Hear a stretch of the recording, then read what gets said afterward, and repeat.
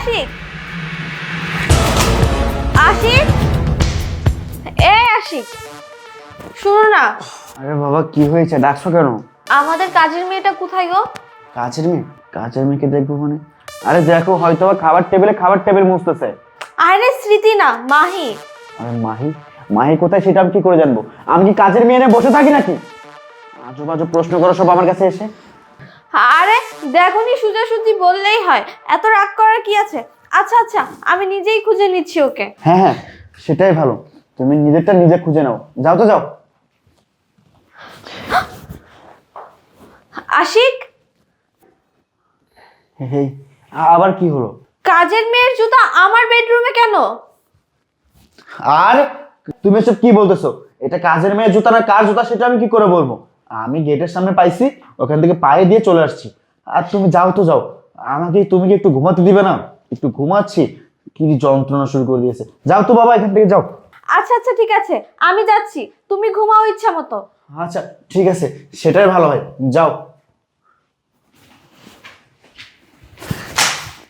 এই উঠো, তাড়াতাড়ি উঠ। ম্যাডাম কি হয়েছে? আরে তোকে আর কি বলবো, সেই কখন থেকে মাহিকে খুঁজছি কিন্তু পাচ্ছি না। এই কিছুক্ষণ আগে এখানে ঝাড়ু দিচ্ছিল, কিন্তু এখন আর খুঁজে পাওয়া যাচ্ছে না, উধাও হয়ে গেছে। ম্যাডাম আপনি যদি কিছু মনে না করেন তাহলে একটা কথা বলতাম। কি বলবি বল। ম্যাডাম, মাহিনা স্যারের সাথে কম্বল নিচে শুয়ে আছে। এই তোর কি মাথা খারাপ হয়েছে? তোর স্যার মাহিকে নিয়ে কম্বলের নিচে কেন শুয়ে থাকবে? এই তোর স্যার না তোকে বোনের মতো দেখতো, তাহলে তুই এইসব কথা কিভাবে বলছিস? হ্যাঁ ম্যাডাম, আপনি আমাকে মারছেন তাতে কোনো দুঃখ নাই। আপনার যদি বিশ্বাস না হয় তাহলে আপনি দরজায় কান পেতে শুনুন, তাহলেই বুঝতে পারবেন। আচ্ছা ঠিক আছে, আমি দরজায় কান পেতে শুনছি, কিন্তু তোর কথা যদি মিথ্যা হয় না তাহলে তোর খবর আছে, ঠিক আছে? দেখছেন স্যার, আমি আপনাকে এর আগেই বলেছিলাম যে ম্যাডাম যতক্ষণ বাসায় থাকে আপনি আমার ধারে কাছে আসবেন না, তারপরেও তো আসছেন। এখন বুঝেন কি হয়। আরে তুই বেশি কথা বলিস না। তোর ম্যাডাম কিছু দেখতেও পারেনি, কিছু বুঝতেও পারেনি, সেই বিষয় নিয়ে তোকে ভাবতে হবে না। আমি তো আছি, তুই চুপ থাক।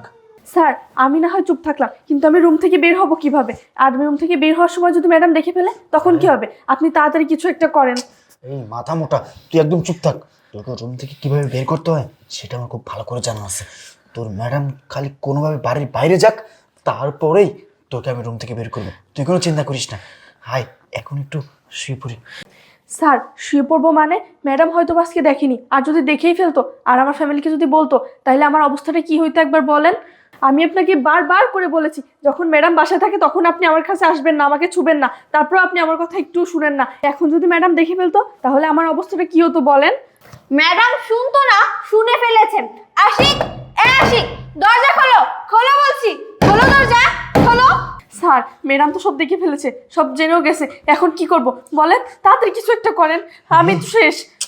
তুই চুপ থাক, এত পাগলামি করিস না। আমি দেখি কি করেছি। হ্যাঁ পেয়েছি, আয় আমার সাথে আয়। তুমি যদি ভালো ভালো দরজা না খোলো না, আমি দরজা ভেঙে ফেলবো। খোল না দরজা। এই দরজা খোল, এই খোল। কই কাজের মেয়ে কই? দেখি কাজের এই মেয়ে। এই চুপ, একদম চুপ, আর একটা কথাও বলবি না। আর যদি একটা কথা বলিস না তাহলে তোর খবর আছে। এই সর সর বলছি।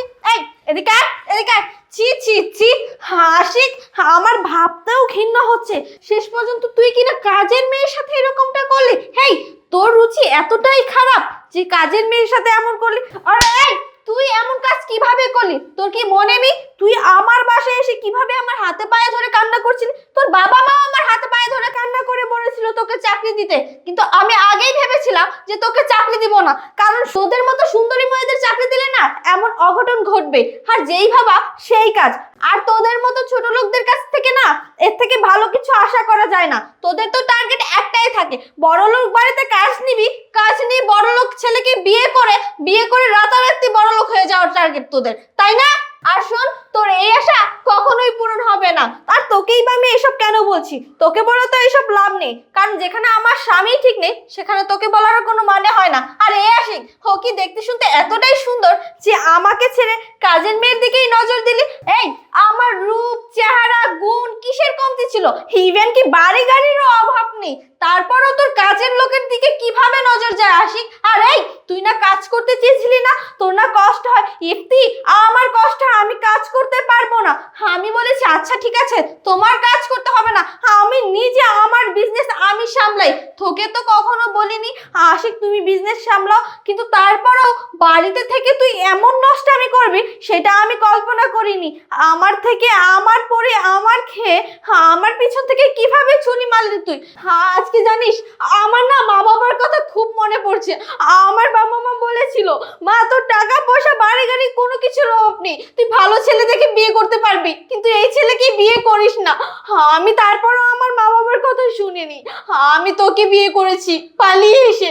আর তুই শেষ পর্যন্ত কি করলি? আমার সাথে বেইমানি করলি, তোর কাজের মেয়ের দিকে নজর পড়লো। আশিক, আর যাই হোক আমি তোর সাথে সম্পর্ক রাখবো না, আমি তোকে ডিভোর্স দিয়ে দিব। আর তুই তোর এই প্রেমিকাকে নিয়ে এখনই আমার বাসা থেকে বেরো, বেরো বলছি। সত্যি দেখো, আমি মানছি আমি একটা ভুল করে ফেলেছি, কিন্তু আমি তোমাকে কথা দিচ্ছি এরপর থেকে। আশিক চুপ! আশিক, তুই কোনো ভুল করিসনি, তুই তো করেছিস অন্যায়, যে অন্যায় কখনো ক্ষমা হয় না। আমি তোকে কখনোই ক্ষমা করতে পারবো না, জানিস আশিক? আমি তোকে অনেক ভালোবাসতাম আর ভালোবাসি, ভালোবেসে যাব, তোর জন্য কষ্ট পাবো, কিন্তু তোর জন্য আর কান্না করব না। হে আশিক শোন, তুই তোর প্রেমিকাকে নিয়ে আমার বাসা থেকে এখনই বের হয়ে যা। আমার বিজনেসের আশেপাশেও যাতে তোকে না দেখতে পারি, যা বের হ বলছি।